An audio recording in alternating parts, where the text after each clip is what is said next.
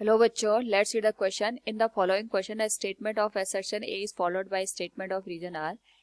A, if M and M naught are moving mass, rest mass of the body, and C is the velocity of light, then the kinetic energy of the body is E equals M minus M naught C square, and reason is given as the total energy of body is the sum of the kinetic energy. Here we have given four options.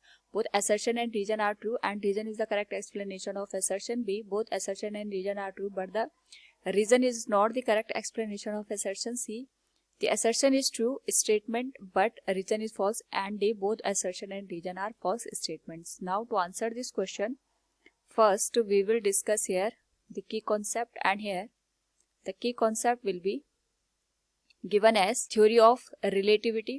तो जब हम बात करते हैं theory of relativity की, it states के हमारे साथ पास यहाँ पे जो मास होता है इसकी वैल्यू चेंज होती है with respect to the velocity. यानी जब हम यहाँ पे बात करते हैं जनरली मास की तो हम उसे कांस्टेंट ट्रीट करते हैं, लेकिन यहाँ पे जो थ्योरी ऑफ रिलेटिविटी है ये हमें बताता है कि जो मास होता है इसमें वेरिएशन हमें देखने को मिलते हैं जब इसकी वेलोसिटी में यहाँ पे चेंजेस आते हैं। यानी अगर हम बात करें कि रेस्ट कंडीशन में जब इसमें कोई भी मोशन ना हो रहा हो, उस पर्टिकुलर केस में अगर मास m नॉट है और अगर यही मास यहाँ पे v वेलोसिटी से चलने लग गया तो इसके जो मास होता है ये वेरी हो जाता है, and the value of mass is given as m equals m not divided by 1 minus V square divided by C square.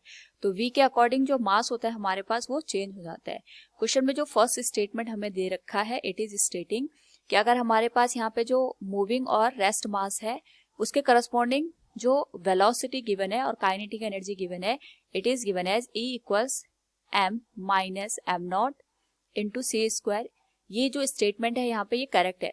Basically जब यहाँ पे जो पार्टिकल है अगर ये v वेलोसिटी से मूव कर रहा है उस पर्टिकुलर केस में इसका जो मास होगा ये यहाँ पे वेरी करता है, और अगर यहाँ पे मास वेरी करेगा विद वेलोसिटी तो उस पर्टिकुलर केस में अगर हम बात करें यहाँ पे टोटल एनर्जी की, तो जो टोटल एनर्जी हमारे पास गिवन होती है ये सम होती है रेस्ट एनर्जी की एंड काइनेटिक एनर्जी की। तो इस पर्टिकुलर केस में हमारे पास जो रेस्ट मास एनर्जी होती है वो इसके रेस्ट मास की वजह से होती है, यानी m नॉट की वजह से होती है, जिसको हम यहाँ पे लिख सकते हैं m not into C square. और जो टोटल एनर्जी होती है ये हमारे पास गिवन होती है m इंटू सी स्क्वायर से, यानी अगर ये v वेलोसिटी से चल रहा है तो इसका मास m होगा। उस पर्टिकुलर केस में जो टोटल एनर्जी होगी ये होगी m सी स्क्वायर के बराबर।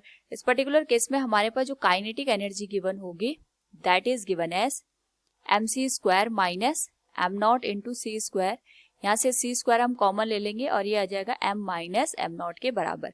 तो हम कह सकते हैं जो फर्स्ट स्टेटमेंट हमारे पास है ये करेक्ट है, and reason is the total energy of body is the sum of the kinetic energy, it will be incorrect one, क्योंकि जो टोटल एनर्जी होती है काइनेटिक एनर्जी का सम नहीं होती है, रेस्ट मास एनर्जी और हमारे पास यहाँ पे काइनेटिक एनर्जी होती है उसके सम के बराबर होती है। तो हम कह सकते हैं हमारे पास यहाँ पे जो असर्शन का पार्ट है वो तो ट्रू है, लेकिन जो रीजन का पार्ट है वो फॉल्स है। So option C will be the right answer. Hope all you understood it. Thank you and best of luck.